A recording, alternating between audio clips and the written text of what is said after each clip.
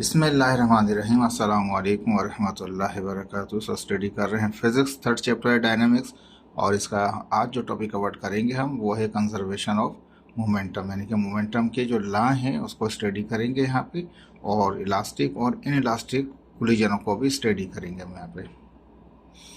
ठीक है, तो यहाँ पे हमारे पास पहला सवाल बनाया हमने, explain the law of conservation of momentum. Conservation of momentum क्या है, यह कौन सा कानून है, किस तरीके से होता है। तो यहाँ पे लॉ कहता है कि व्हेन टू और मोर बॉडीज, जब दो या दो से ज़्यादा, ज़रूरी नहीं कि दो ही ऑब्जेक्ट हों, दो से ज़्यादा ऑब्जेक्ट भी हो सकते हैं, कोलाइड, एक दूसरे से टकराते हैं, या कि यह इस तरह कह लीजिए एक्टिंग अपॉन ईच अदर, एक दूसरे के ऊपर फोर्स लगाते हैं।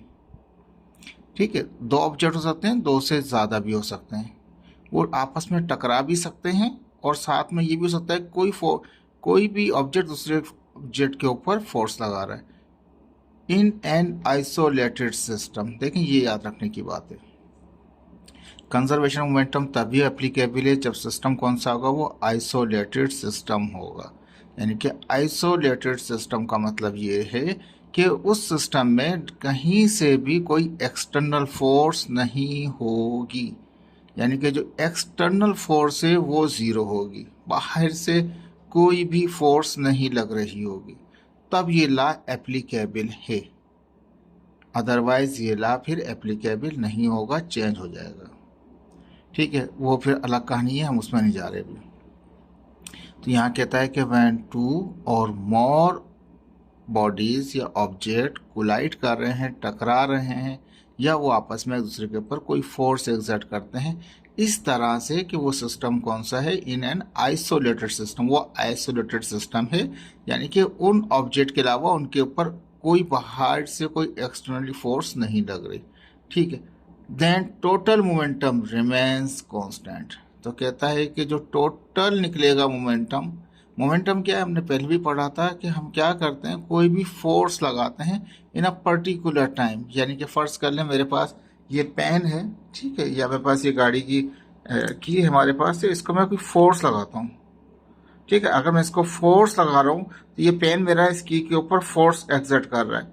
अब जब ये फोर्स एक्सर्ट कर रहा है तो कितनी देर तक ये फोर्स इसमें लगती है, जैसे आया, लगा और एकदम से हट गया, तो जितनी देर लगती है तो वो इसमें क्या होता है, वो मोमेंटम क्रिएट कर देता है। तो ये कहता है कि टोटल मोमेंटम क्या रहेगा उसका, वो कांस्टेंट रहेगा unless an external force applied on it. जब तक उस पर कोई बाहर से कोई फोर्स ना लगे तो उसका मोमेंटम जो होगा वो फिक्स रहेगा, कंजर्व रहेगा, कांस्टेंट रहेगा। ठीक है जी, याद रहेगी बात आपको। दो ऑब्जेक्ट भी हो सकते हैं, दो से ज़्यादा भी। सिंगल ऑब्जेक्ट में तो कुछ भी नहीं होगा, एक सिंगल ऑब्जेक्ट में तो बाहर से फोर्स भी नहीं लगा रहे ना, कह रहे हैं कि कोई एक्सटर्नल आइसोलेटेड सिस्टम है, तो सिंगल ऑब्जेक्ट की तो बात ही नहीं है। दो होंगे या दो से ज़्यादा भी हो सकते हैं। ठीक है, वो कोलाइड भी कर सकते हैं या वो एक दूसरे पे कोई फोर्स भी एक्सर्ट कर सकते हैं, लेकिन बाहर से कोई फोर्स नहीं है। अब जो मोमेंटम निकालेंगे हम उनका टोटल, यानी कि बिफोर एंड आफ्टर कोलिजन, जो मोमेंटम निकलेगा वो कांस्टेंट होगा। जो पहले था और जो बाद में था वो सेम रहेगा, अनलेस, जब तक उस पर कोई फोर्स ना लगाएं, एक्सटर्नल फोर्स एक्सर्ट ना करें। अगर आपने कोई एक्सटर्नल फोर्स एक्सर्ट की तो उसका मोमेंटम फिर कांस्टेंट नहीं होगा। इसको इस तरह भी समझ सकते हैं।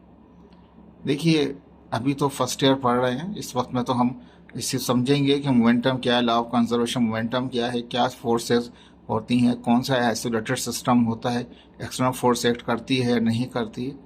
लेकिन जब एंट्री टेस्ट देंगे तो उस वक्त यही डेफिनेशन होगी, इसमें से बहुत सारे सवाल बन जाएंगे। सिस्टम आइसोलेटेड है या नहीं है, एक्सटर्नल फोर्स अप्लाई करेंगे तो मोमेंटम क्या होगा, तो मोमेंटम फिर चेंज हो जाएगा, टोटल मोमेंटम वो कांस्टेंट नहीं होगा अगर एक्सटर्नल फोर्स लगी। अभी एक्सटर्नल फोर्स नहीं है। ठीक है, तो इस वक्त जो हम स्टडी कर रहे हैं एक्सटर्नल फोर्स नहीं है, आइसोलेटेड सिस्टम है, एक बॉडी दूसरी बॉडी को एक्सर्ट कर रही है, मोमेंटम क्रिएट कर रही है। तो जो मोमेंटम टोटल है वो कांस्टेंट है, जो होगा कुछ ना कुछ होगा लेकिन कांस्टेंट है। कहता है let us consider particle moving M, a particle of mass m and with moving with acceleration of a। Consider कर लिया, पास एक पार्टिकल है जिसका मास m है और वो एक्सेलरेटेड हो रहा है वो a के साथ एक्सेलरेशन से। न्यूटन सेकेंड लॉ के मुताबिक हमने पहले इक्वेशन निकाली थी कि F is equal to momentum divide rate of change of momentum with respect to time. अभी पिछले लेक्चर में हमने डिफाइन किया था ये आपको, ठीक है। तो सेकंड लॉ के मुताबिक होता है एफ बराबर होता है एफ इजिकल टू ऐसे तो एम ए होता है, ठीक है, F is equal to M A होता है। लेकिन हमने ड्राइव कर चुके हैं प्रीवियस लेक्चर के अंदर कि फोर्स बराबर होता है rate of change of momentum के divide by with respect to change of time, ठीक है जी। तो हमने वो मोमेंटम की डेफिनेशन से इसको निकाला है। अब हमने कहा कि कोई no external force acting on the body, तो एफ इजिकल टू जीरो, तो एफ तो जीरो हो गया। तो क्या हो गया, रेट ऑफ चेंज भी क्या होगा, वो कुछ भी चेंजिंग नहीं आएगी उसके अंदर, rate of change of momentum क्या हुआ, जीरो हो गया। यानी कुछ भी वैसे तब्दील होता है लेकिन वो इनिशियल और फाइनल आपस में कांस्टेंट ही होते हैं। दिस मीन्स डेट, तो इसका मतलब ये होगा इफ नो एक्सटर्नल फोर्स, अगर कोई एक्सटर्नल फोर्स नहीं है तो then no change in the momentum. If no external force, फिर देखें मैंने चेंज किया थोड़ा सा, then no change in momentum, momentum में कोई चेंज नहीं होगा इन द सिस्टम, उस सिस्टम में, ठीक है जी। इसको थोड़ा सा आप लेते हैं, ठीक है, यहाँ पे आ गए। तो यहाँ पे हमने क्या कहा कि जीरो आ गया, रेट ऑफ चेंज कुछ भी नहीं आया, तो हमने कहा कि if no external force, F कुछ है ही नहीं, बाहर से कोई फोर्स ही नहीं है, देन नो चेंज, कुछ भी चेंज नहीं होगा, इनका रिजल्ट क्या आ रहा है, वो जीरो आ रहा है। ये क्या, ये चेंज इन मोमेंटम है, डेल्टा टी पी का मतलब है change in momentum with respect to time. तो कहता है कुछ भी रेट ऑफ चेंज नहीं हो रहा मोमेंटम के अंदर इन the system, and P will be the constant, जो पी होगा यानी कि मोमेंटम जो होगा वो कांस्टेंट होगा लेकिन कांस्टेंट रहेगा, अनचेंज जो है वही है लेकिन चेंज नहीं हो सकेगा। तीसरा लफ्ज देखें, कांस्टेंट हम जानते हैं, अनचेंज जानते हैं, अब एक नया टर्म आ गया कंजर्व, वो कंजर्व रहेगा। कंजर्व का मतलब वो अनचेंज ही को ही कहते हैं, कांस्टेंट को भी कंजर्व कहते हैं, यानी कि अपनी स्टेट को चेंज ना कर सके, ठीक है। ये तो हो गया मोमेंटम। मोमेंटम का लॉ ये कहता है हमारे पास no external force applying on it and rate of change of the momentum will be the zero, unchange होगा, कंजर्व हो जाएगा, ठीक है जी। अब हमारे पास हमने एक सवाल और बना लिया, मैं लिखना भूल गया इसमें सवाल को, क्वेश्चन डालना। तो law of conservation of momentum, linear momentum for two colliding object. देखिए ये फर्स्ट ईयर है हमारे पास, लेकिन हमारे पड़ोस वाले मुल्क इंडिया के अंदर फर्स्ट ईयर के अंदर ये केस भी पढ़ाते हैं और दूसरा केस भी पढ़ाते हैं, ठीक है। तो उनका सिलेबस इस तरह का है, हमारा सिलेबस अभी इस लेवल पर नहीं पहुंचा। देखें दो ऑब्जेक्ट हैं, यहाँ पे ये कह रहे हैं लीनियर मोमेंटम, लीनियर का मतलब है स्ट्रेट लाइन के अंदर ही मोमेंटम है, जिसमें वो मूवमेंट हुआ है उसी लाइन में ही मूवमेंट कर रहे हैं। लेकिन इसका थोड़ा सा एडवांस जो है उसमें क्या है कि एक ऑब्जेक्ट ने दूसरे ऑब्जेक्ट को हिट किया और क्या हुआ, जिस तरह से आप देखते हैं बहुत सारी जगहों में नजर आता है, हिट किया, यहाँ पे हिट किया तो बॉल, ये जो बॉल अगर इस तरह से ये सेंटर टू सेंटर हिट कर रहा है, अगर सेंटर के बजाय ये इस कॉर्नर पे हिट करेगा तो ये सीधा नहीं जाएगा, ये इधर मुड़ जाएगा। जब ये इधर मुड़ेगा तो जाहिर बात है इसमें और इसके अंदर फिर बाद में क्या होगा, एंगल बन जाएगा, फिर वो कैलकुलेशन हो जाएगी, फिर हम इसके रेक्टेंगुलर कंपोनेंट बना लेंगे और फिर इसको डिफाइन करेंगे अच्छी तरीके से, ठीक है।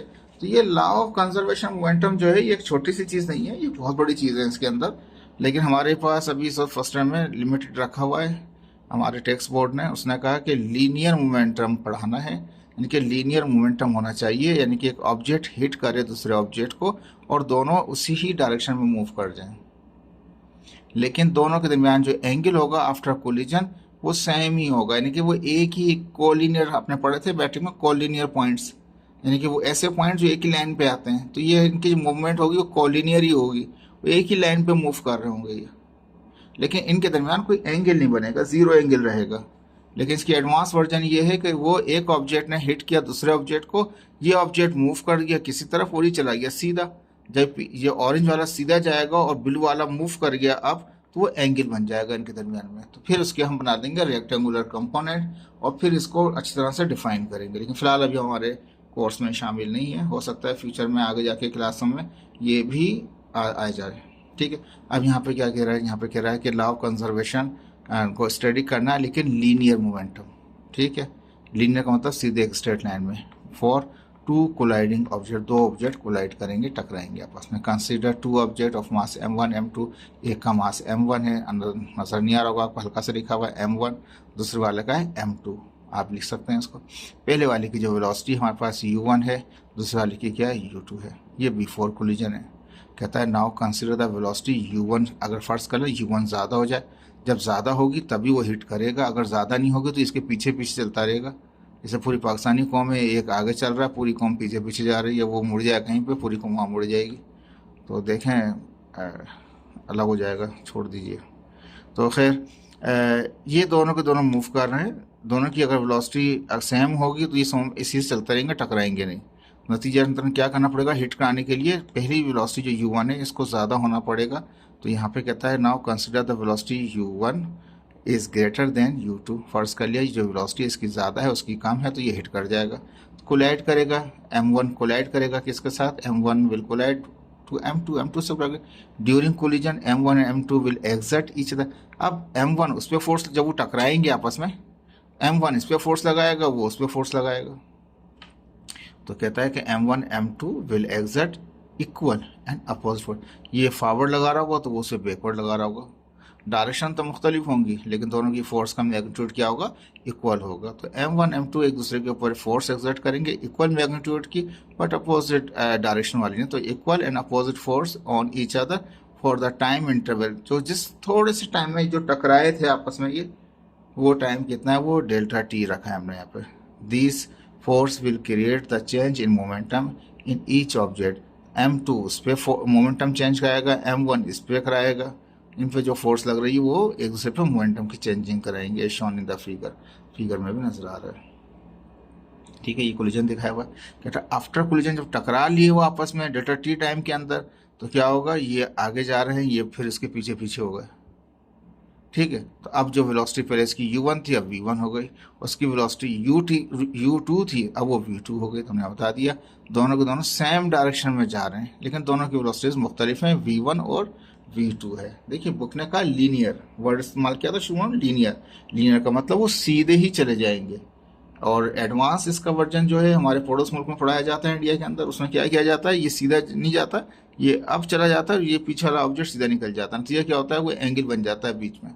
फिर जो फोर्सें होती हैं उनके रेक्टेंगुलर कंपोनेंट बना के उसको हम सॉल्व करते हैं। तो मोमेंटम को भी हम रेक्टेंगुलर कंपोनेंट से सॉल्व कर सकते हैं। फिलहाल हमारे पास ये अभी नहीं है, हो सकता है आगे फ्यूचर के अंदर बुक चेंज हों फिर शायद आए। ठीक है जी, तो u1 और u2 इनिशियल थे, v1 v2 फाइनल वेलोसिटीज हो गई। m1 m1 ही रहेगा, m2 m2 ही रहेगा, मास में कोई चेंजिंग नहीं होगी कि कराची में है तो जी m1 है और ठंडो आदम पहुंच गया तो m2 हो गया, ऐसा नहीं होगा। तो कहता है according to figure B, figure B जो ऊपर दिखाया था हमने, at the time of the collision m1 m2 exert, m1 exert करती है फोर्स m2 के ऊपर, जो फोर्स लगाती है m1 m2 पे, फिगर 2 में इसमें टकरा रहे हैं आपस में दोनों की बॉडियाँ। m1 ने जो फोर्स एक्सर्ट की वो F12 थी, क्योंकि m1 था ना 1 से 2 पे, तो यहाँ पे लिख दिया मैंने f तो फोर्स का हो गया, 1 किसके लिए, ऑब्जेक्ट 1 m1, और 2 किसके लिए, ऑब्जेक्ट 2 के लिए। ये 12 कोई नंबर नहीं है हमारे पास, ये सिंपल ये डिफाइन कर रहा है कि m1 एक्सर्ट कर रहा है फोर्स m2 के ऊपर। तो न्यूटन का सेकंड लॉ क्या कहता है, F इज इक्वल टू, ठीक है, m a, F is equal to क्या होता है, m a होता है। तो m अपनी जगह पे और a क्या होगा, rate of change of velocities होगा, है ना। एक्सलेशन क्या होता है, rate of change of velocities हमारे पास है, तो वेलोसिटी का रेट ऑफ चेंज है तो डिवाइड बाय टाइम हमारे पास है। न्यूटन सेकंड लॉ में इस तरह से बन जाती है चीज़। ठीक है जी, और हम जानते हैं मोमेंटम का फार्मूला, इसका फोर्स का फार्मूला क्या होता है, मोमेंटम डिवाइड बाय टाइम होता है। तो ये जो है मास इंटू वेलोसिटी जो मोमेंटम कहलाता है, और डेल्टा टी टाइम ही रहेगा। लेकिन F is equal to m a था, तो m तो था, a नहीं था, तो a की जगह क्या इस्तेमाल कर लिया ना, वेलोसिटी इस्तेमाल कर ली। कौन सी ऑब्जेक्ट लगा रहा है, F1 लगा रहा है, यानी कि m1 लगा रहा है m2 पे। तो m2 में जो मोमेंटम क्रिएट होगा, जो फोर्स एक्सर्ट होगी, तो मास कौन सा होगा इसका, वो m2 में एक फोर्स एक्सर्ट हुई है ना, जो फोर्स आई तो m2 ही इस्तेमाल किया जाएगा। जिस ऑब्जेक्ट में मोमेंटम क्रिएट हुआ है वही मास इस्तेमाल होगा। तो m1 ने m2 पे लगाया था, तो जो m2 में जो फोर्स लगी है तो वो m2 ही होगा, और वेलोसिटीज भी किसकी होंगी, वो m2 की होंगी, यानी कि फाइनल वेलोसिटी क्या है उसकी, वैसे तो a2 आना चाहिए लेकिन a2 की जगह मैंने डायरेक्ट लिख दिया, वेलोसिटी चेंजिंग लिख दिया। एक्सलेशन आता है, rate of change of velocities में वहाँ पर चला जाता है। ठीक है, वेलोसिटी का चेंज किया, final velocity minus initial velocity divide by time, it is called acceleration. एक ही जगह हमने ये पूरा लिख दिया। क्लियर, समझ में आ रही होगी बात आपको। सिमिलरली सेम टाइम, इसी टाइम में अब 1 ने 2 पे एक्सर्ट किया तो 2 भी फोर्स लगाएगा उस पर, जो 2 उस पे लगाएगा फोर्स, तो M2 एक्सर्ट कर रही है फोर्स, M1 पे बड़ा लिख दिया, आप छोटा कर लीजिएगा इसको, तो फोर्स क्या होगी 2-1 कहलाएगी हमारे पास। ये 2 ने 1 पे लगाई, यानी कि M2 ने फोर्स एक्सर्ट की 1 पे, तो 1 का मास आएगा यहाँ पे, ठीक है, तो 2-1 हो गया। M2 ने फोर्स एक्सर्ट की 1 पे, तो जिस पे मोमेंटम क्रिएट हो रहा है, फोर्स लग रही है, उसी का मास आएगा, तो मास इसका आ गया। एक्सलेशन इसका क्या, वो A1 होगा, लेकिन A1 तो नहीं लिखेंगे, यहाँ पे हमें वेलोसिटीज पता है, तो एक्सलेशन बराबर होता है rate of change of velocity के, तो वेलोसिटी का rate of change divide by time को रेट ऑफ चेंज कहते हैं हमारे पास। तो ये वेलोसिटी क्या है, V1 minus V2, V1 minus U1, rate of change आ गया। और ये हम जानते हैं कि ये जो मास इंटू वेलोसिटी, ये मोमेंटम होता है, डेल्टा टी अपनी जगह पे होता है, तो ये भी एक फॉर्मूले के तौर पर दिखा दिया आपको। अब कहता है न्यूटन का थर्ड लॉ अप्लाई कर देंगे, एक्शन का reaction, every action has a reaction but opposite direction. तो F1 ने जो फोर्स लगाई, इतनी फोर्स 2-1 ने भी लगाई, दोनों फोर्स से बराबर हैं, लेकिन क्या है, डायरेक्शन में फ़र्क है। अगर ये राइट वर्ड थी, दूसरी वाली फोर्स क्या आती, वो लेफ्ट वर्ड थी, ठीक है। तो F12 क्या है, F12 हमने ऊपर निकाल रखा है, उसको यहाँ पुट कर दिया। F21 क्या है, वो यहाँ से निकाला, पुट कर दिया, माइनस है तो माइनस लगा दिया। देखें डेरिवेशन मुश्किल नहीं है, थोड़ा समझेंगे इसको, ईजी हो जाएगा आपको। माइनस अपनी जगह पर, F12 की जगह पर रख दिया, डेल्टा टी से डेल्टा टी कट गया, तो बाकी जो बचा M2 V2 U2 पूरा minus M1 V1 minus U1, ऐसे कैसे आ गया, डेल्टा टी कैंसिल हुआ है, ठीक है जी। अब हमें क्या चाहिए, हमें चाहिए यहाँ पे V2 चाहिए हमारे पास, ठीक है ना। M2 को एक तरफ करना है, पहले तो हमने क्या किया, इसको मल्टीप्लाई कर दिया, M2 को मल्टीप्लाई करेंगे U2 से, V2 से तो M2 V2 हो गया, M2 ने मल्टीप्लाई किया U2 से तो M2 U2 हो गया। इस तरह से यहाँ माइनस अपनी जगह पे, और माइनस, और ये माइनस M1 मल्टीप्लाई करेगा V1 को, तो -1 V1 हो जाएगा, -1 मल्टीप्लाई करेगा U1 को, माइनस माइनस करेंगे प्लस हो जाएंगे, तो M1 U1 हो जाएगा, ठीक है जी। हमने क्या किया, यहाँ पे जो फाइनल वेलोसिटीज थी वो V2 थी हमारे पास, तो इसका V2 V1 यहाँ पर है, तो V1 इसका यहाँ ले जाएंगे, यानी कि माइनस M1 V1 को वहाँ लेके जाएंगे, तो माइनस का था वहाँ जाके प्लस हो जाएगा, तो फाइनल वेलोसिटीज एक तरफ हो गई, V2 और V1। तो ये जो है मास इंटू वेलोसिटी, ये मोमेंटम है किसका, ऑब्जेक्ट 2 का, और ये मास इंटू वेलोसिटी, ये मोमेंटम है किसका, ऑब्जेक्ट 1 का, ठीक है। इसी तरह से यहाँ क्या बचा, M1 U1, ये माइनस का था, ये वहाँ जाके प्लस का हो गया, ठीक है जी। तो ये क्या हुआ कि M1 मोमेंट मास इंटू वेलोसिटी का था मोमेंटम, ये मोमेंटम है किसका, ऑब्जेक्ट 2 का, और ये मोमेंटम है किसका, ऑब्जेक्ट 1 का। अब चाहे तो इसको P2 भी कह सकते हैं, इसको प्लस P1 कह सकते हैं, इसको P1 प्लस P2 कह सकते हैं, ठीक है।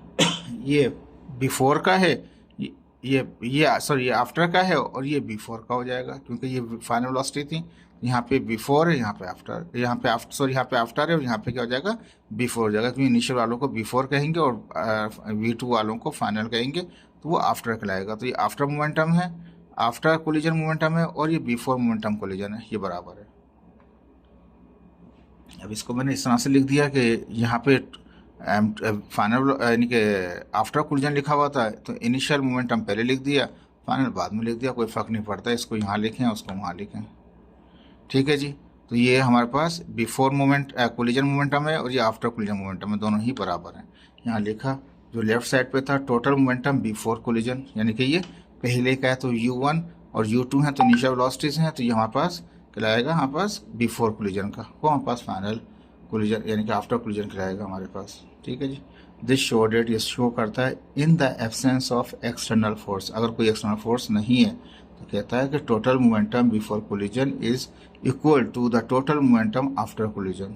ये शो ये करता है कि अगर फोर्स कुछ भी नहीं है, एक्सटर्नल फोर्स अप्लाइड नहीं हुई है, तो पहले का मोमेंटम बराबर होगा फाइनल मोमेंटम के, और या इसको इस तरह भी कह सकते हैं, टोटल मोमेंटम अनचेंज, सारा का सारा जो मोमेंटम था, total momentum final momentum unchange हुआ, कांस्टेंट रहा, कंजर्व्ड हो गया ड्यूरिंग दिस कोलिजन, इस टकराने के दौरान वो आपस में क्या रहा, वो हमारे पास कांस्टेंट रहा, ठीक है जी। ये law of conservation of momentum था, ठीक है जी। ये तो हो गया था हमारे पास मोमेंटम, और उसका कंजर्वेशन ऑफ मोमेंटम भी हो गया, कांस्टेंट रहा, कंजर्व हो गया। अब उसके बाद छोटे छोटे डेफिनेशन हैं, फिर उसके बाद डिफाइन करेंगे इलास्टिक कोलिजन को। कहता है define the elastic collision, elastic collision क्या है, या इन इलास्टिक कोलिजन क्या, डिफरेंशिएट भी कर सकते हैं इसको चाहें तो आप। कहता है such system in which total momentum and the kinetic energy of the system, total momentum और टोटल काइनेटिक एनर्जी जो होगी before and the after collision are conserved, पहले कहते थे रिमेन्स कांस्टेंट, अब वर्ड इस्तेमाल करते हैं आर कंजर्व्ड। अब वो क्या है, वो कंजर्व्ड है, यानी कि वो अनचेंज है।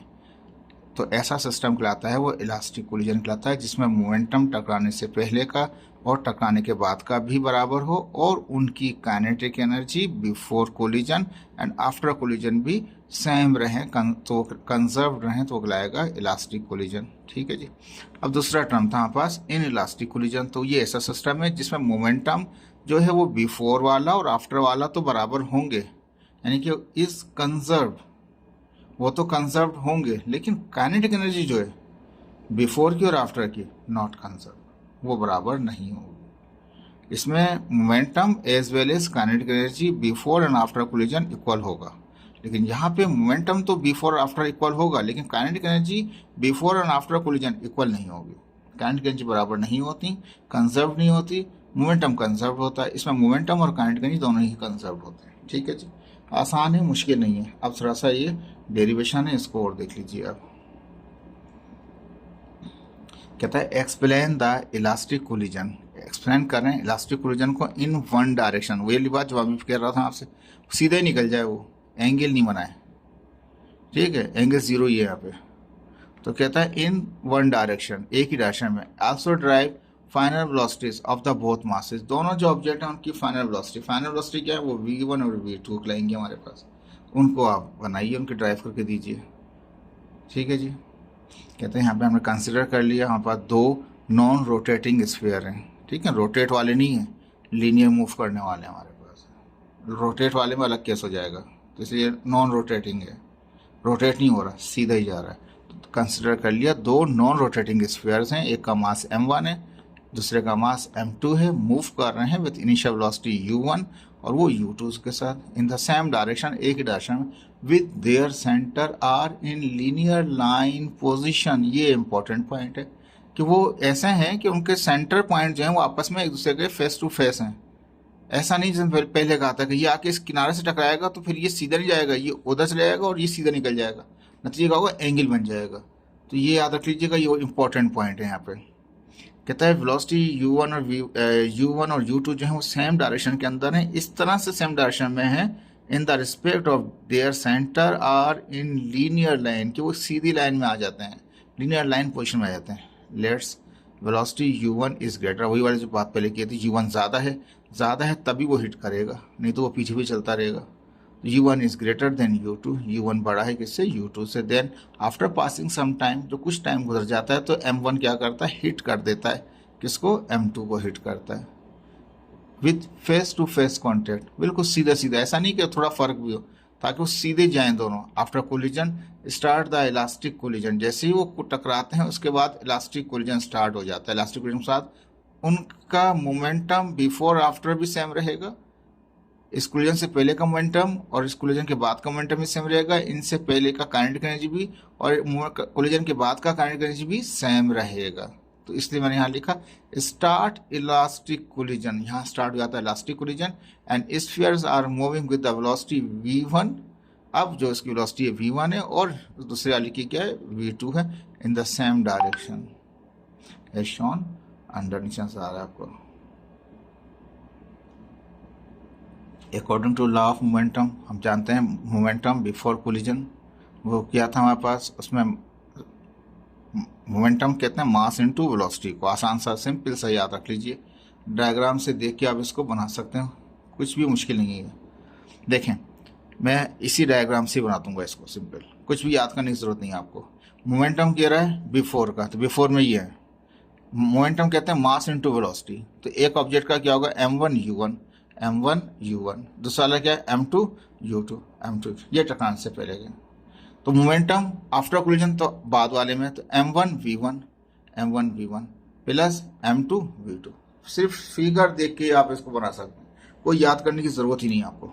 सही है, समझ में आ गया। दोबारा रिपीट कर देता हूँ, मोमेंटम कहते हैं मास इनटू वेलोसिटी को, तो बिफोर का मतलब है ये पेयर्स आ जाएंगे, मास इनटू वेलोसिटी, फिर ये पेयर आ जाएगा, प्लस कर लेंगे, टोटल इस तरह से निकल आएगा हमारे पास, मास इनटू वेलोसिटी इनकी, मास इनटू वेलोसिटी इनकी।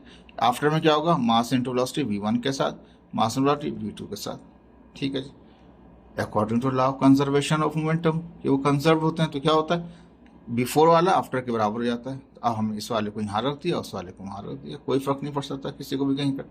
बिफोर वाले को पहले रख दिया, आफ्टर वाले को बाद में रख दिया। ठीक है जी, क्या करेंगे हम यहाँ पे, आप समझिएगा स्टेप क्या करना है मुझे यहाँ पे। ठीक है जी, अब यहाँ पे M1 और U1 था हमारे पास। ठीक है, तो इस M1 और U1 को मैं उधर ले गया। ठीक है, और यहाँ पे क्या किया मैंने, यानी कि M1 को उधर ले गया, M2 यहाँ पर है, दूसरा M2 यहाँ से ले गया गया, M2 U2, M2 U2 इधर ये M2 जो वहाँ था उसको यहाँ लेके आ गया, तो प्लस का था यहाँ के माइनस का हो गया, M2 V2 हो गया। यहाँ पे ऑलरेडी पहले से ही M1 V1 था। ठीक है, ये आया यहाँ से, M1 एक तरफ कर लिया, M2 एक तरफ कर लिया मैंने। क्लियर है, ये इक्वल हैं, ये याद है आपको। ठीक है, मैंने एक तरफ M1 करना चाहता हूँ और दूसरी तरफ M2 करना चाहता हूँ। तो मैंने ईजिली करने के लिए, अपने आसानी के लिए मैंने M2 को यहाँ रखा। आप जैसे चाहें इसको सॉल्व कर लें, निकालेंगे, निकलेगा आखिर में यही।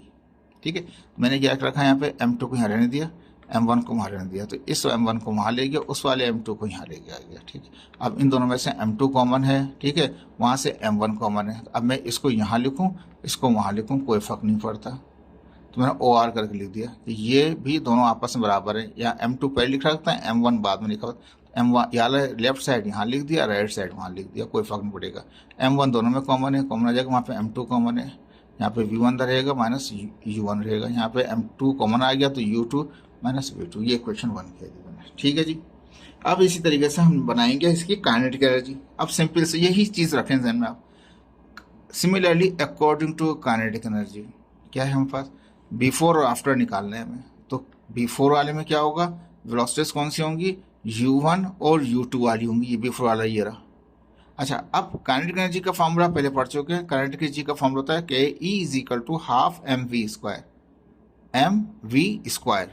तो ये जो वेलोसिटी बिफोर में तो ये ना बस इनिशियल में, तो ये क्या हाफ लगेगा, इसके साथ भी हाफ लगेगा, उसके साथ भी हाफ लग जाएगा, और जो वेलोसिटी है उसका स्क्वायर हो जाएगा। वेलोसिटी का स्क्वायर कर दिया, वाली वेलोसिटी का स्क्वायर कर दिया। इस तरह जो आफ्टर निकाला, ये तो आपने पहले निकाल लिया देख के, अब इसी को यहाँ यूज़ कर सकते हैं। हाफ लगेगा, ये पूरा पूरा वही रहेगा, V1 स्क्वायर हो जाएगा, ये V2 स्क्वायर हो जाएगा। ठीक है जी, समझ में आ गया। यानी कि दोबारा रिपीट कर देता हूँ, काइनेटिक एनर्जी का फॉर्मूला था हाफ mv²।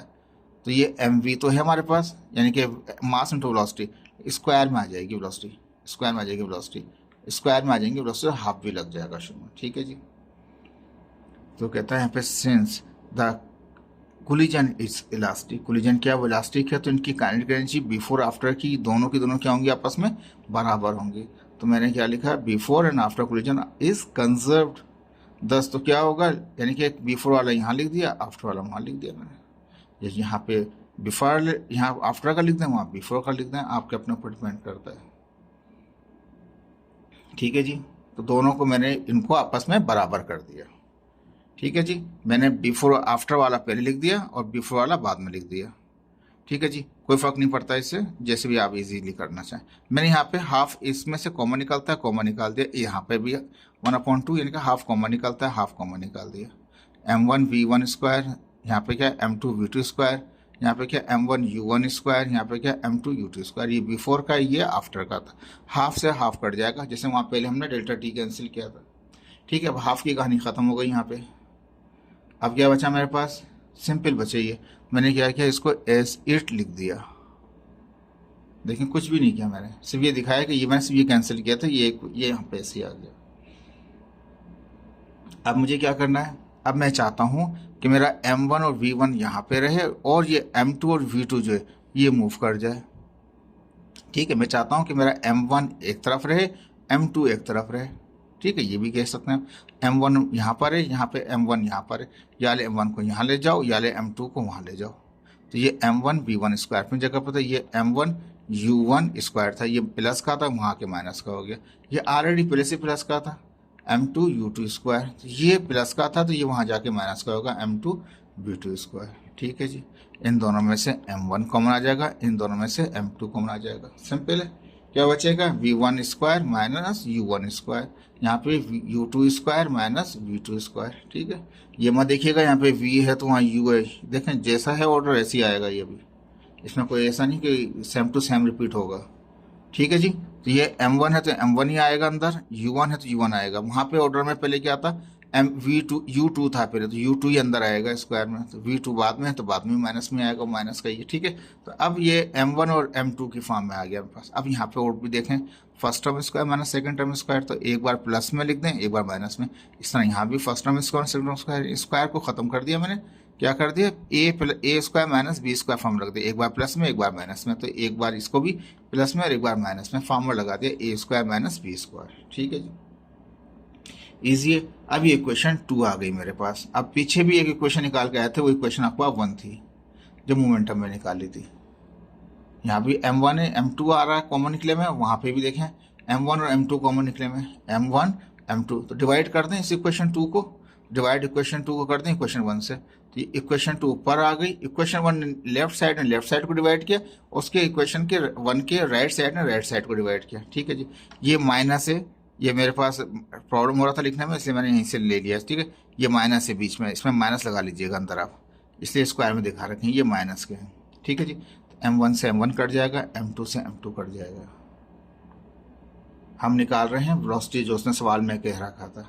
बचेगा क्या यहाँ पे, तो यहाँ पे आप देख सकते हैं कि U1 minus V1 minus U1, तो V1 माइनस U1, तो इस ब्रैकेट से ब्रैकेट भी कट जाएगा।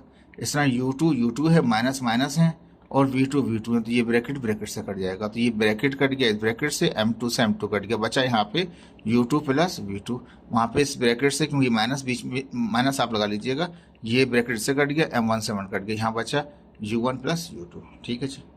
अब ये इक्वेशन हमारे पास आ गई है, इसके हम डिफरेंट बना लेंगे। अगर मुझे V1 मालूम करना है तो ये U1 क्या है वो उधर चला जाएगा, तो U2 अपनी जगह, V2 अपनी जगह, ये प्लस का था वहाँ जाकर माइनस कर गया, क्वेश्चन 3 कह दिया, 2 तो पहले 1 2 पहले कह चुके हैं, 3 कह दिया। अगर मुझे U2 निकालना होगा तो ये V2 चाहिए होगा, तो U2 वहाँ चला जाएगा, ठीक है। तो क्या है वहाँ पे पहले ही 1 1 है, तो V1 प्लस U1, ये प्लस का था तो वहाँ जाके माइनस का हो गया, क्या निकला, U2 आ गया। तो निकालनी, इसी से हमने इसी इक्वेशन से एक बार V1 निकाला तो इसको शिफ्ट कर दिया, वो यहाँ माइनस में हो गया, ये ऑलरेडी अपनी जगह पर है। जब V2 मालूम करेंगे तो U2 वहाँ चला जाएगा, तो U2 माइनस में हो गया। 2 इक्वेशन निकाल ली एक से हमने, ठीक है जी। अब हम कहते हैं कि हमने V1 की वैल्यू को हम मोमेंटम वाली इक्वेशन 1 में पुट कर देंगे। देखें ऊपर ले जाता हूँ मैं आपको, मोमेंटम वाली इक्वेशन ये है, ये V1 है और ये V2 है, तो कह रहा है V2 की वैल्यू पुट कर दें, ठीक है। उसने कहा यहाँ पे तो थोड़ा सा इसको देखिएगा, पुट कर रहे हैं V2 की वैल्यू किसके अंदर, मोमेंटम वाली इक्वेशन 1 में, तो वहाँ पे ये ऐसे रहा, U2 अपनी जगह पे रहा, यहाँ पे था हमारे पास V2, तो V2 की जगह पूरी वैल्यू आ गई, V1 प्लस U1 माइनस का U2, ठीक है जी। अब इसको थोड़ा स्टेप से देखिएगा, यानी कि ये जो U2 था ये पूरा का पूरा वहाँ पुट किया इक्वेशन 1 में, तो यहाँ था हमारे पास V2, बाकी पूरा सेम एज इट यहाँ तक वही है जो इक्वेशन 1 में था, यहाँ V2 था, V2 की जगह इसकी वैल्यू पुट कर दी, ठीक है। ये हमारे पास एज इट रहा, ये एज इट रहा, ये U2 अपनी जगह पे ही रहा, ठीक है, 2 स्क्वायर नहीं 2 है, ये माइनस माइनस मल्टीप्लाई कर दिया, तो माइनस का V1 हो गया, माइनस प्लस माइनस का U1 हो गया, माइनस माइनस प्लस का U2 हो गया। ये एज इट नीचे रहा, M2 अपनी जगह रहा, लेकिन U2 और U2 कितने होंगे, 2U2 हो जाएंगे, तो माइनस का V1 है और ये माइनस का U1 है, U2 और U2 कितना होगा, 2U2 होगा, ठीक है जी।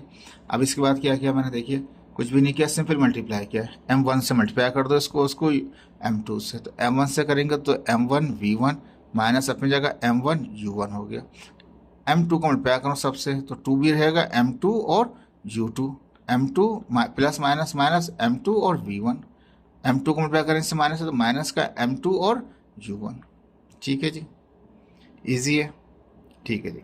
ये मैंने एज इट रखा, ठीक है, और V1 को, क्योंकि V1 यहाँ पर मौजूद है, इस V1 को यहाँ से उठा के मैं वहाँ ले गया, ठीक है, तो इस V1 को माइनस का था M2 और V1, M2 V1 को वहाँ लेकर गया तो ये प्लस का हो गया, M2 V1, M1 V1 पहले से मौजूद था, अब ये जो माइनस का था इसको मैं वहाँ ले जाऊँगा, ठीक है, ये प्लस का था मेरे पास तो ये मैंने यहाँ रहने दिया, ये हमारे पास माइनस का था तो ये इधर आके प्लस का हो गया, तो पहले मैंने M1 U1 लिखा, बाद में M2 और U1 लिखा हमने, ये जा चुका है वहाँ पे, ये बचा तो प्लस का 2 M2 U2 रहा, ठीक है जी। इन दोनों में देखें V1 कॉमन आ जाता है, दोनों में से V1 कॉमन आ गया यहाँ पास, ठीक है, M1 प्लस M2 हो गया। यहाँ पे देखिए कॉमन इन दोनों में से क्या आएगा, U1 आ जाएगा। ये ऐसी एज इट रहने दिया, ठीक है जी। ये थोड़ा सा मिस्टेक हो गया, ये माइनस आ गया गलती से, ये प्लस चल रहा था, ये प्लस ही रहेगा, ठीक है, ये प्लस ही रहेगा, गलती हो गया था यहाँ पे सही कर दिया इसको, या आप इसको करेक्ट कर लीजिएगा। यहाँ पे क्या माइनस नहीं है, ये एज इट यू वाला प्लस है, ठीक है। इन दोनों में से क्या था, U1 कॉमन आ गया था सिर्फ, ठीक है। अब ये जो है M1 और प्लस M2 ये ब्रैकेट मल्टीप्लाई कर रहा है, वहाँ जाके इस रकम को भी डिवाइड करेगा, इसको भी U1 वाले को भी डिवाइड कर दिया और M2 U2 वाले को भी डिवाइड कर दिया। ये आपका टेम्पररी एक ड्राइव हो गई इक्वेशन कौन सी, V1 की, ठीक है। अब जैसे V1 निकाल लिया आपने, ठीक है। अब V1 एक आपने देखिए यहाँ पर हमने क्या निकाला है, V1 निकाल लिया हमने, ठीक है जी। इस तरह से अगर हमें V2 चाहिए, ठीक है, अब V2 के लिए हम क्या करेंगे, इक्वेशन इस अब ये इस्तेमाल की थी, अब ये वाला V1 वाली इस्तेमाल करेंगे, वही मोमेंटम में पुट करेंगे। पहले V2 पुट किया था, अब हम क्या पुट करेंगे, जो V1 निकाल रखा था इक्वेशन 3 से, तो मैंने यहाँ लिखा the value V1 from equation 3 से, जो वैल्यू क्या थी उसकी वो पूरी वो ये था हमारे पास, ठीक है। मैं अभी आपको ऊपर दिखा देता हूँ ताकि आपको ईजिली हो जाए। V1 की वैल्यू क्या थी, U2 माइनस V2 और माइनस का U1, और किसमें पुट करने कह रहा है, वो इक्वेशन 2 में पुट करने के लिए कह रहा है। V1 की वैल्यू देख लीजिए, V1 ये रहा हमारे पास, यहाँ पहले पुट करेंगे, बाकी ये एज इट U1 अपनी जगह रहेगा, माइनस का M2 अपनी जगह रहेगा, ठीक है जी। ये आ गया M1 अपनी जगह पे, ये माइनस का U1 अपनी जगह पे, ये पूरा पूरा अपनी जगह पे। यहाँ पुट किया हमने अपना V1 की वैल्यू उस इक्वेशन 3 से, ठीक है। तो वो U2 V2 और माइनस का U1 था उसमें, ठीक है जी। तो ये अपनी जगह पर, ये अपनी जगह पे, ये माइनस के हैं दोनों, तो दोनों जमा हो जाएंगे, माइनस के ही रहेंगे, 2U1 हो जाएगा। ये एज इट है मेरे पास, ठीक है। अब मल्टीप्लाई कर दूंगा यहाँ पे M1 से, यहाँ M2 से, M1 से करो M1 U2 हो जाएगा, V से करेंगे M1 V2 हो जाएगा, प्लस माइनस माइनस 2 M1 और U1 हो जाएगा। इस तरह से M2 और U2 माइनस M2 और V2 हो गया हमारे पास, ठीक है जी। इजी है, ठीक है। अब हमने क्या किया, हमें चाहिए V2 चाहिए एक तरफ, क्योंकि V1 तो निकाल चुके हैं, V2 निकालना चाह रहे हैं, तो V2 तो यहाँ मौजूद है, M1 V2, तो M1 V2 ऐसे रहने दें, यहाँ पे इस वाले को वहाँ मूव करा दें, इस वाले को वहाँ का जो V2 वाला टर्म है, ये वाला टर्म जो है इसको यहाँ लेके आ जाए, इस वाले को मैं यहाँ लेके आ गया, बाकी पहला वाला और ये तीसरा वाला वहाँ मूव कर गए। तो ये दूसरा वाला अपनी जगह पर है M1 यहाँ से, और ये M1 V2 अपनी जगह रहा, ये यहाँ से माइनस वाला यहाँ पे आ गया, तो क्या था M2 V2, तो यहाँ पे आके M2 V2 हो गया, ठीक है जी। अब यहाँ पे क्या है कि ये माइनस का था, वहाँ जाके ये प्लस का हो गया, इजिकल टू को सिर्फ आके प्लस का हो गया, ठीक है जी। और दूसरा कौन सा है, यहाँ पे हमारे पास M2 U2 था, ये यहाँ से M1 U2 ये यहाँ पे आ गया, ये प्लस का था, यहाँ के माइनस का हो गया, ठीक है जी। इन दोनों से कॉमन निकालेंगे, V2 कॉमन आ जाएगा, तो M1 प्लस M2 हो जाएगा। इसमें से इसको ऐसे नहीं दीजिए, क्योंकि इनमें दोनों में से U2 कॉमन आ जाएगा। अब ये यहाँ ब्रैकेट मल्टीप्लाई कर रहा था, ये जाके इस वाली पहली टर्म, प्लस से पहले टर्म को भी डिवाइड करेगा और प्लस के बाद वाली टर्म को डिवाइड करेगा। ये यहाँ पे आके डिवाइड किया और इसने डिवाइड किया, ये आपके पास टेम्पररी आंसर निकला है, जो उसने कहा था कि U1 फाइनल वेलोसिटी बताइए उसकी, U1 की और U2 की, ठीक है जी। ये था आपके पास लॉ ऑफ कंजर्वेशन मोमेंटम था, और इलास्टिक की डेफिनेशन थी, और इलास्टिक का हमने कोलिजन पढ़ा, और उसके अंदर हमने चेक किया कि उसकी फाइनल वेलोसिटी V1 किस तरह ड्राइव होगी और V2 किस तरह ड्राइव होगी। इसकी तरह प्रैक्टिस कीजिएगा, 3 4 5 बार प्रैक्टिस कीजिएगा, याद हो जाएंगे आपको, बार बार आपको प्रैक्टिस नहीं करनी पड़ेगी, ठीक है जी। अब इसमें एक एग्जाम्पल दे रखा था बुक ने, एग्जाम्पल लंबा है, पेपर में नहीं आएगा, लेकिन प्रैक्टिस के लिए दिया हुआ है ताकि आपको प्रैक्टिस हो जाए। कहता है वर्क एग्जाम्पल है 3.3 है, 2 ऑब्जेक्ट, एक A है एक B है, विथ इनिशियली एट रेस्ट। एक ऑब्जेक्ट MA जो है वो भी रेस्ट में है, और MB भी क्या है, वो भी रेस्ट में है।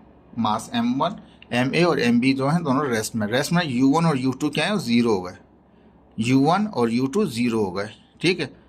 On a fractional less surface, यानी कि फ्रैक्शन काउंट नहीं कीजिएगा, देखिए नो रोल, कोई रोल नहीं है फ्रैक्शन का, कोई फार्मूला भी नहीं लगाएंगे फ्रैक्शन का, ठीक है, क्योंकि इसके बाद नया टॉपिक जो आएगा आपका, नया लेक्चर जो आएगा उसमें फ्रैक्शन पढ़ेंगे हम, तो उसमें देख लीजिएगा, इसमें से पहले मना कर दिया कि फ्रैक्शन लेस सरफेस है, सरफेस पे कोई फ्रैक्शन नहीं है, ठीक है जी। तो एक ऑब्जेक्ट ए है, एक बी है, इनिशियली क्या है, रेस्ट है, तो u1 u2 तो हो गए 0। ठीक है, ऑब्जेक्ट ए है इज मास, ए का मास कितना है 0.5 kg है, बी का कितना है वो 0.8 kg है, दोनों के मासेस भी दे दिए।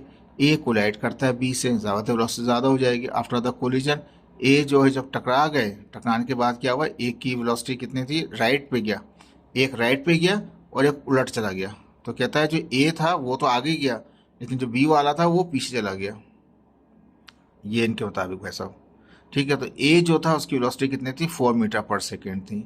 तो हमारे पास जो ए है यहाँ पास पहला वाला है, तो ये वी ए कहलाएगा हमारे पास कितना, 4 मीटर पर सेकेंड। दूसरा वाला कितना है, वो 2 है, वो कहाँ चला गया, लेफ्ट। तो चाहे तो आप इसको पॉजिटिव रख रहे हो तो उसको निगेटिव करोगे, अगर इसको पॉजिटिव रखते हो तो उसको निगेटिव करोगे। दोनों में से एक जो है रिवर्स हो गया, ये समझ लीजिए आप। तो दोनों में से एक को किसी को माइनस देंगे। हमने किसको दिया, जो लेफ्ट गया है, ठीक है, जो लेफ्ट साइड पे चला गया हमारे पास, हमने कहा कि ये लेफ्ट साइड पे जो गया है इस तरह, वो माइनस में दे दिया हमने। Calculate the total momentum before the collision, टकराने से पहले का मोमेंटम बताइए, टकराने के बाद का बताइए, मोमेंटम बताइए, काइनेटिक एनर्जी बताइए। मैंने सारा ही निकाल दिया इसमें आपके लिए इजी करने के लिए। ठीक है, मासेस दे रखे थे 0.5 था पहला वाला, दूसरा वाला 0.8 था। इनिशियली दोनों रेस्ट में थे। मैंने बताया वहाँ पे कि जो यू ए है वो भी 0 है, यू बी भी 0 है। और उसके बाद जब ऑब्जेक्ट ए था उसका वेलोसिटी कितने हो गया था, अटकाने के बाद वो 4 मीटर, तो वी ए कह दिया मैंने। और वो लेफ्ट मूव कर गया था तो उसको वी बी उसको माइनस लगा दिया। उसने माइनस नहीं था, उसने डायरेक्शन बताई थी कि एक राइट पे गया तो दूसरा कहाँ चला गया, लेफ्ट पे चला गया। तो किसी भी एक को कर सकते हैं हम। हमने यहाँ पे क्या किया, हमने जो बी वाला जो लेफ्ट चला गया, हमने उसको, क्योंकि ए रहा था, उसको बी वाले, ए तो सीधे ही राइट गया, लेकिन बी वाले को राइट के बजाय वो उलट चला गया हमारे पास। ठीक है जी, तो वो माइनस में दे दिया हमने, अपोजिट डायरेक्शन कर दी उसकी। अब मोमेंटम हमें मालूम करना है, डेटा ही चल रहा है, देखें डेटा का हिस्सा है।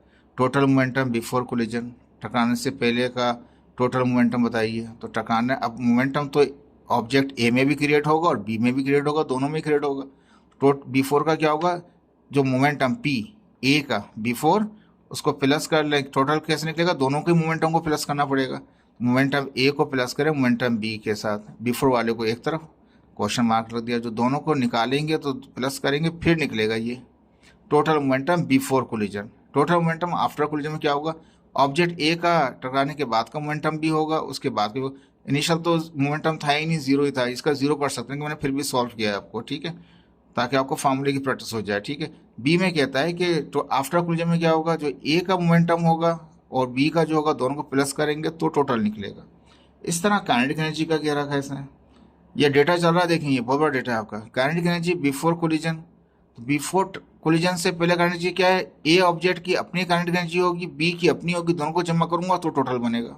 ठीक है, इसी तरह काइनेटिक एनर्जी आफ्टर कोलिजन में क्या होगा, जो ऑब्जेक्ट ए है उसकी टकराने के बाद, कोलाइड होने के बाद जो काइनेटिक एनर्जी है वो, और बी की जो टकराने के बाद की एनर्जी, दोनों को जब प्लस करूंगा तो आफ्टर कोलिजन की काइनेटिक एनर्जी निकलेगी। ठीक है, अब स्टेप बाय स्टेप करते हैं। पहला फार्मूला लगाया हमने, पहले इनिशियली ए ऑब्जेक्ट का मोमेंटम निकालेंगे, फिर ऑब्जेक्ट बी का निकालेंगे, उसके बाद उसका दोनों को जमा करेंगे तो टोटल निकल आएगा। अब हम कह रहे हैं पहले बिफोर का।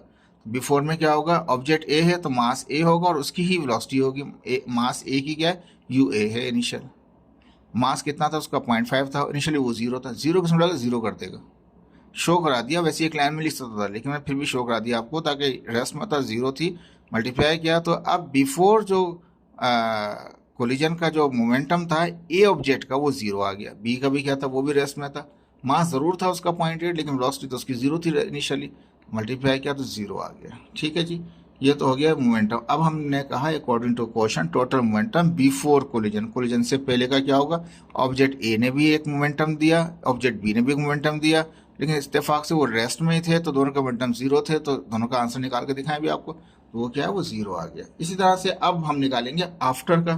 तो ऑब्जेक्ट ए का अपना मोमेंटम होगा, ऑब्जेक्ट बी का अपना होगा, तो दोनों को निकालना पड़ेगा।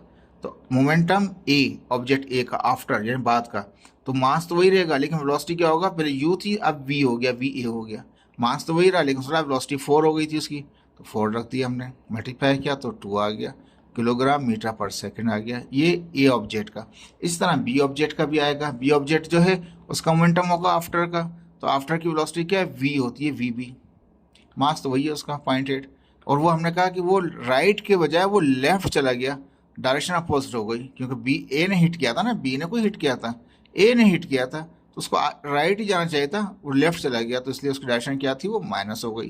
तो माइनस का 2 था हमारे पास, मल्टीप्लाई किया तो माइनस में आ गया। लेकिन ये तो इस ऑब्जेक्ट का है, वो उस ऑब्जेक्ट का टोटल मोमेंटम क्या होगा, तो according to question total momentum after collision, तो दोनों को जमा करना पड़ेगा, दोनों को प्लस लगा, लेकिन वो माइनस में निकला है उसका, तो माइनस साइन की वजह से देखें अभी निकाला ना, माइनस में निकला था, अब माइनस साइन की वजह से, तो क्या है कि ये 2 आया था, 2 अपने जो माइनस में था, माइनस माइनस प्लस माइनस दोनों निकालेंगे, तो ये आफ्टर कोलिजन जो मोमेंटम है वो 0.4 है। ठीक है जी। कहता है फॉर्मूला हमारे पास काइनेटिक एनर्जी का, तो काइनेटिक एनर्जी हमारे पास क्या है, बिफोर की वो हाफ एम वी स्क्वायर होता है फॉर्मूला। ए ऑब्जेक्ट है तो एम है, उसकी वेलोसिटी क्या है, बिफोर है तो यू है, यू ए, तो इनिशियल तो जीरो था, जीरो सबको जीरो कर देगा। ठीक है, इसी तरह से ऑब्जेक्ट बी का निकालेंगे, तो बी ऑब्जेक्ट का बिफोर का क्या होगा, एम बी और यू बी हो जाएगा। एम तो बी है, मास तो है उसका, लेकिन वेलोसिटी तो उसकी जीरो थी, इनिशियल रेस था, तो जो काइनेटिक एनर्जी होगी इनिशियली दोनों की भी जीरो होंगी रेस से। ठीक है जी। अब यहाँ पे कहता है हमारे पास कि काइनेटिक एनर्जी ऑब्जेक्ट ए की आफ्टर कोलिजन का हाफ एम वी स्क्वायर होगी, लेकिन क्या है, वी कौन सा हो जाएगा, वी ए हो जाएगा, ऑब्जेक्ट ए है। ठीक है ना, तो फाइनल वेलोसिटी तो वी में लिखी हमने, ठीक है, ए ऑब्जेक्ट है तो ए ही होगा, हाफ अपनी जगह, मास वही था पुराना वाला, ये 4 दिया हुआ था उसने, स्क्वायर किया 16 हो जाएगा, मल्टीप्लाई करें डिवाइड करें 4 जूल आ जाएगी, इसकी काइनेटिक एनर्जी आफ्टर कोलिजन किसकी, ए की। इस तरह बी की भी होगी, काइनेटिक एनर्जी बी की क्या होगी, M B V B square, mass into velocity square, तो ऑब्जेक्ट बी है तो ये एम बी और वी बी हो गया। ठीक है, मास उसका 0.8 था हमारे पास, इसका माइनस था क्योंकि वो लेफ्ट चला गया था, लेकिन स्क्वायर की वजह से माइनस खत्म हो जाएगा। ठीक है, इसका 4 आ गया, मल्टीप्लाई डिवाइड करें 1.7। अब टोटल क्या होगी हमारे पास, तो हमने लिखा कि according question kinetic energy before collision क्या, दोनों की जीरो जीरो थी, जीरो ही रही। आफ्टर कोलिजन क्या हुआ, दोनों को जमा कर दिया हमने, तो 5.6 हो गया हमारे पास। ठीक है, ये आपके पास केस था, एक एग्जाम्पल दे रखी थी सॉल्व करने के लिए। देखें, होपफुल कि आपको समझ में आया होगा पूरा सवाल। ठीक है जी, आसान था, मुश्किल नहीं था, ये सब कुछ दे रखा था आपको। इसको समझने की कोशिश कीजिएगा, प्रैक्टिस भी कीजिएगा। ओके जी, अल्लाह हाफिज़।